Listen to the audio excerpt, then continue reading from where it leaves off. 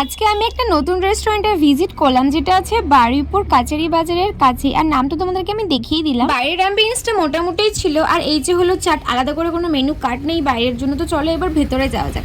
ভেতরে ঢোকার পর তো আমার লাইক এরকম ফিলিংস আসছিল যেন আমি কোনো থিয়েটারে এসেছি শুটিং করতে। তোমরা তো দেখেই বুঝতে পারছো আমি যদি কিছু ভুল বলি। তো আমি ভাবলাম এখানেই বসা যাক। প্রত্যেকটা রেস্টুরেন্টে আমরা আগে অ্যাম্বিয়েন্সটাকে বেশি ফোকাস দিই, আর এটাই ভাবি যে এখানে অ্যাম্বিয়েন্স ভালো আর অবশ্যই খাবারের কোয়ালিটি হয়তো বেটার হবে। বাট সেটা সবসময় সঠিক হবে তা কিন্তু নয়। আমি তোমাদেরকে মেনু কার্ড ছোট ছোট করে দেখিয়ে দিচ্ছি, একটু পজ করে দেখে নিও।